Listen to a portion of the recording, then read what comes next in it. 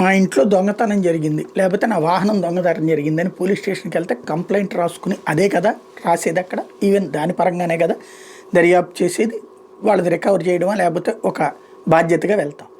అదే నన్ను సోన్స్ వాళ్ళు కొట్టడానికి వచ్చారు, లేదా నన్ను సోన్స్ వాళ్ళు కొడతాను అంటున్నారు అన్నప్పుడు పోలీసులే కదా స్పందించాల్సింది. అవతల అధికార పక్షానికి కొమ్ము కాస్తూ ప్రతిపక్షాన్ని హింసించాలి అని చెప్తే మీరు అందులో పార్టిసిపేట్ చేస్తే అప్పుడు మీరు ఏమవుతారు? పోలీసులు అవుతారా, కార్యకర్తలు అవుతారా? ఇలా చేస్తే న్యాయం జరుగుతుంది అనుకునేటట్టయితే 179 మంది పోలీసులు గతంలో జగన్ హయాంలో ఉన్నటువంటి వాళ్ళు ఎలా పక్కన పెట్టబడ్డారు? కొంతమంది పోలీసులు అరెస్టులు ఎందుకు అయ్యారు? కోర్టుల చుట్టూ ఎందుకు తిరుగుతున్నారు? ముందస్తు బెయిల్ కోసం ఎందుకు తిరగాల్సి వస్తుంది? అంటే రాజకీయ కోణంలోకి పోలీసులు వెళ్ళడం వల్ల జరుగుతున్నటువంటిది. ఇప్పుడు రేపు పొద్దున ప్రభుత్వం మారితే సేమ్ అవుతుంది కదా. ఇలా ఉండకుండా ఉండాలంటే పోలీసులందరూ ఒక్కటి కాలేరా?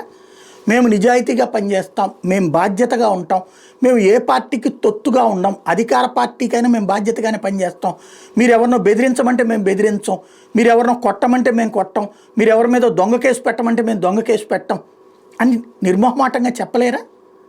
వాళ్ళ కోసం ఇవాళ మీరు చేస్తే రేపు పొద్దున మీరు అయ్యేదేంటి?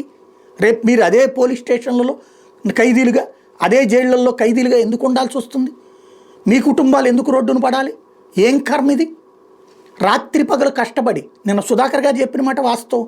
పరుగు పందాల్లో పోటీల్లో సక్సెస్ కావాలా, ఛాతీలో సక్సెస్ కావాలా, ఊపిరిలో సక్సెస్ కావాలా, ఎన్ని రకాలైన పోటీల్లో టాప్ వచ్చి ఆ తర్వాత పరీక్షల్లో పాస్ అయితే ఆ పోస్టులకు వస్తున్నారు. చివరికి నిజాయితీగా పనిచేయడానికి కొంత ఇబ్బంది ఉంటే ఆ ఇబ్బంది సరి చేసుకోండి. అవసరమైతే ఏం చేస్తారు? లూప్ పోస్ట్లో పెడతారు. అంత మించి ఏమన్నా అవుతుందా? మన జీతం మనకు వచ్చేస్తుంది కదా. కానీ ఎప్పుడైతే తప్పుడు పనిలో చేసినప్పుడు బాధ్యత, మీకు సమాజం ఇచ్చిన బాధ్యత నష్టపరచడం కదా. సమాజం ఇస్తోంది జీతం, రాజకీయ పార్టీ నాయకుడు కాదు ఇస్తోంది. ఆ నష్టపరిచినప్పుడు ఏమవుతుంది రేపు పొద్దున? అది అవసరమా? ఈ సమాజం పోలీసుల్ని నమ్మేటట్టు ఉండాలి. పోలీస్ అంటే గుండె ధైర్యం ఉండాలి. పోలీస్ అనే పేరులోనే ఆ కసి ఉంది, ఆ నిజాయితీ ఉంది. ఆ పేరుకి తగ్గట్టుగా పనిచేస్తే వివాదాలు ఉండవు. లేకపోతే వీళ్ళ పత్రికలో వీళ్ళ తరహా వార్తలు, వాళ్ళ పత్రికలో వాళ్ళ తరహా వార్తలు తప్పించి వాస్తవం ఉండదు. కనీసం మన చుట్టూ ఉన్న సమాజం, ఈయన ఏ పార్టీలకు అతీతంగా పనిచేస్తాడరా, తప్పు చేసినోడు ఎవడైనా వదిలిపెట్టడరా అనేటటువంటి ఒక ఫీలింగ్ జనంలో కల్పిస్తే, ఒక్కసారి 2004కి ముందున్నటువంటి పోలీసుల్ని చూడండి.